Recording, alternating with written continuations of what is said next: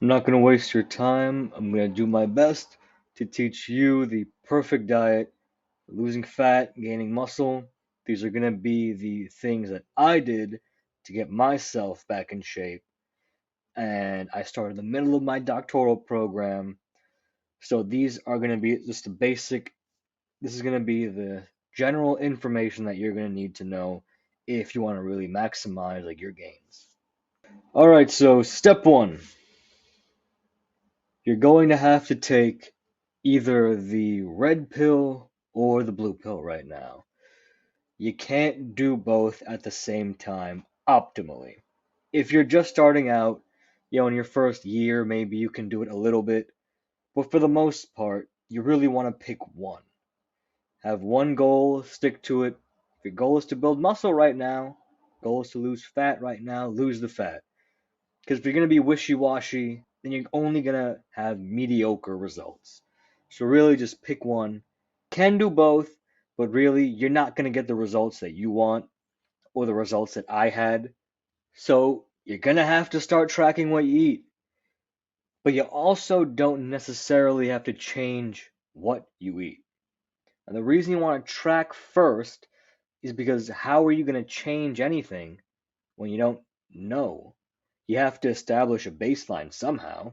With muscle, you can take measurements, you can take like progress pictures, but how are you supposed to track how many calories you're eating every day, how much protein you're getting, how much fat you're getting if you don't keep track of it? So we're going to start tracking, establish a baseline, and then from there, we're going to slowly make changes. And you're going to keep tracking for at least 7 days. Don't change anything if you don't have to, but just try to keep yourself accountable and just track for 7 days straight, even if you're embarrassed. No one's going to see this. No one is going to go into your phone, open your app, and see what you ate and make fun of you because you didn't get at least 100 grams of protein, or maybe you were 100 calories over. Like, no one's going to care. No one's going to see it. This is just for you and your benefit alone. Let's get into step two, okay? Keep it simple. Don't overcomplicate this more than you have to. Tracking might be a little bit confusing at first, but a lot of foods now have barcodes. Just try to estimate as best as you can, okay? Once again, this isn't like a scientific research experiment. It's just to establish some things at baseline, okay? Now, when you start making changes, try to keep eating the same like normal foods, but start to remove the junk. So let's say you eat a bunch of Doritos. Let's maybe reduce that. Maybe you're eating too much ice cream. Try to reduce that stuff. Like all the unhealthy foods. And if you're wondering what the unhealthy foods are, come on, you know what the unhealthy foods are. You grew up in a first world country, ideally. You're confused about what specific foods qualify with the junk. Come on, use your common sense. It's not that complicated. And if you don't know which foods are healthy versus unhealthy, then you have problems that go beyond what I'm able to solve in this video. Do not waste your food, okay? I grew up very poor, raised by a single mom, and she grew up in India. Even if like you're a younger guy, your parents maybe are the ones who really cook your food, they control what you eat. It might be difficult to track at first because you don't really know what they put in it, especially if you're like in an Asian household, you don't really know every specific ingredient. For me, when I first tried to track my food in high school, um, I would go to the kitchen and try to look at what she was putting in the food just so I could track it on my phone. And I think that rubbed my mom the wrong way because now I am not allowed in the kitchen. I am not allowed to set foot in the kitchen while she is cooking. So now I just break it down. I'll just ask her, hey, what did you put? I'll estimate as best as I can. Even I'm not perfect. I don't have a scale that I measure everything. I try to estimate as best as I can. And I'll look in the scale every week. All right, am I overestimating? Am I underestimating? And that's how you keep yourself accountable, okay? But never waste food, okay? There are so many people who'd be grateful just to eat your scraps, all right? So just don't waste food. Remember, you can always eat it later. There's no need to throw it out. Now, if you live with your parents, though, like I did in high school, all right, um, understand. So, and if you want to change what you eat, like maybe they don't cook healthy foods, like, so I grew up in an Indian family, right? And, we eat a lot of oils, a lot of fried food. And, you know, I don't know if you guys have seen like the picture of me, but I was really skinny fat. I had skinny arms, like a big fat belly. But you already knew that because I'm Indian. And most Indians have that sort of default body type, okay? But you can control how much you eat, all right? If you start tracking it, you can control it. Say, you don't have to eat as much. Remember, diet, literally, if you just take nothing else from this video, basic is calories in, calories out. I know a lot of people might disagree that not all calories are the same, and they're right. That's why we want to reduce all the junk food and try to leave it as best as we can with the most healthy foods we can. Sometimes you're not going to be eating healthy every day. Even I don't eat healthy every day. I still eat a bunch of processed stuff. I mean, look at protein powder, for example. No, it is one of the gold standard ways that bodybuilders get their protein in, other than like meats and other than like animal products. You know, that's hyper processed stuff. So really, just trying to focus on just the generic junk foods like the snacks, desserts. Try to cut that stuff out, like all the sugars. Okay. Now, what about if you don't cook? All right. This one's not as difficult, but there are also a lot of fast food places that will offer that service for you. You can do a bunch of meal prep services too. Like I'm not gonna name them off the top of my head because I don't really use them. My mom basically meal preps everything for me, and it hits my macros right now. And maybe you want to go out to Chipotle. I know that's a really popular place for bodybuilders, but you can basically get pretty much an entire day's worth of food from there, get good protein, and it's really not that bad either. The only unless and if you're not worried about E. coli, just go to Chipotle, okay? Step 3, eat more protein. Now, this was a problem for me, right? So, vegetarian family, right? You can imagine that, protein is probably really low. I know that when I started tracking, I wasn't really changing anything. I didn't have access to any protein powder. I was averaging about 40 to 60 grams of protein a day. As a teenager, like it's no wonder I'm not 6 foot. I was barely eating anything. Um, and I was super skinny too, but I had a belly. And, it's hard to just change your diet just like that. But for me right now, what I do is, I have a bunch of protein shakes. What I used to do was like mass gainer too, and just mix that with some peanut butter when I was bulking. That was the way I got more protein in for the past 2 years. But now that I'm cutting though, what I'll do is I'll buy like the pre-made shakes, the Premier Protein, and I'll drink 3 of those a day. That's 30 grams, 90 grams from just the pre-made protein shakes, and that pretty much is on top of like the 40 to 60 I would normally be getting from the food my mom makes, right? For you, that might be a bit different. Maybe you want to just eat a bit more meat, bit more chicken. That's really dense in proteins.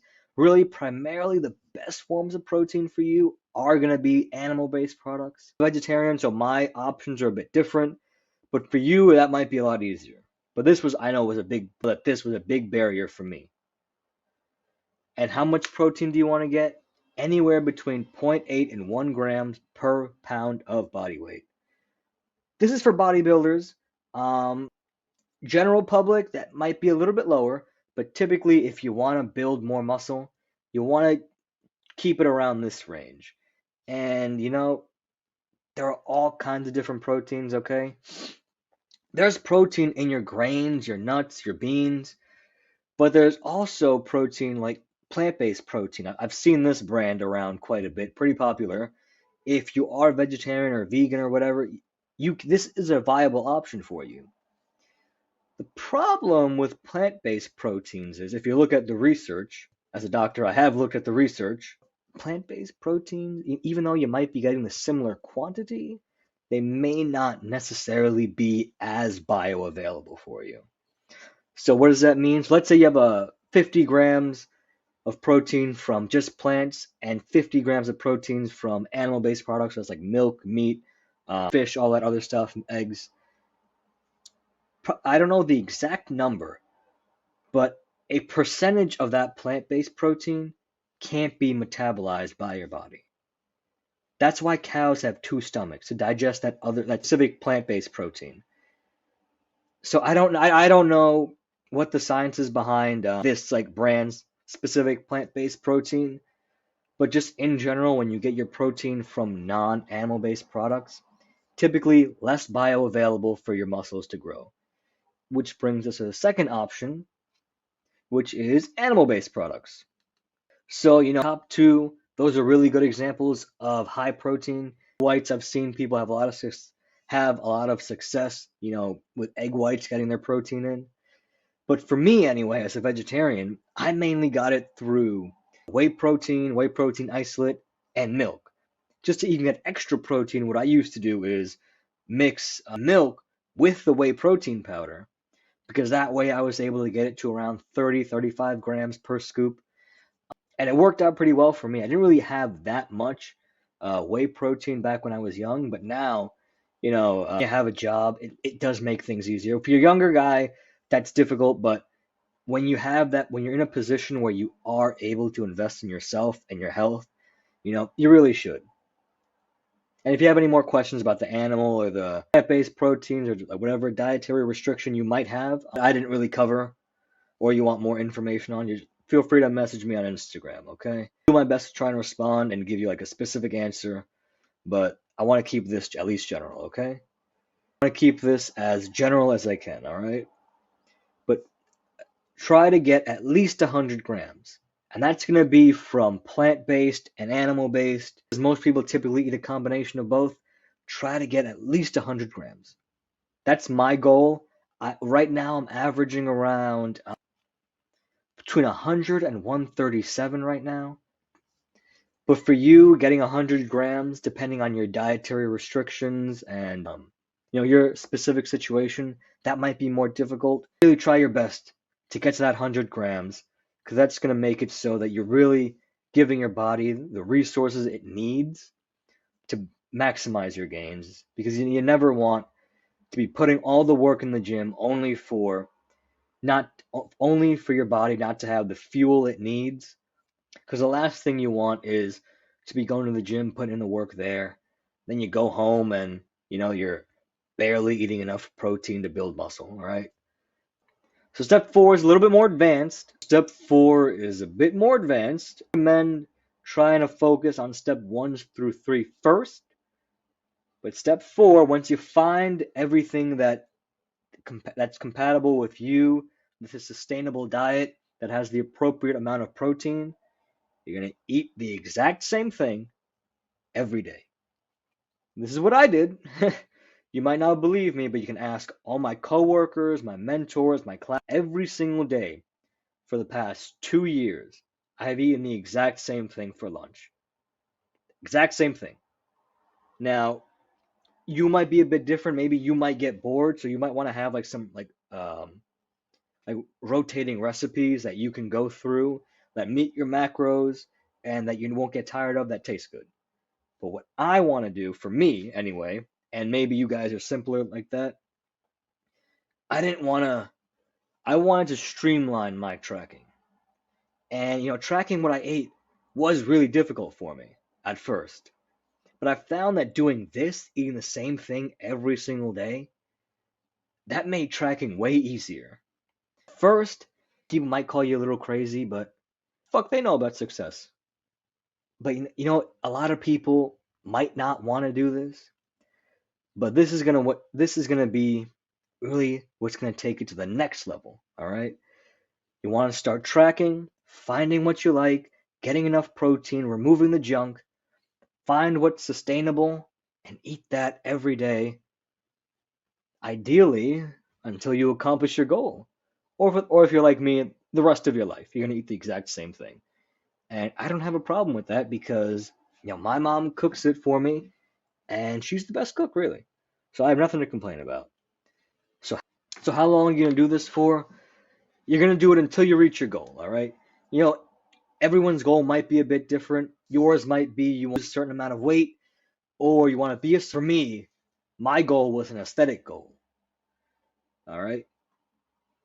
I wanted to look a certain way, and it's all the little things that you're gonna do along the way that make it so that you can get to your goal inch by inch. And part of it is gonna be tracking. Another part of it is gonna be getting enough protein. Another part of it is gonna be going to the gym, pushing yourself, and making sure that you hit your macros. So, I mean, this is what I did. Maybe your situation is different. Reach out to me on Instagram. I'll try and help you out, depending on what your goal is. It's completely free. Don't worry. Um, it's completely free. Okay. I'm not gonna try and sell you anything. Um,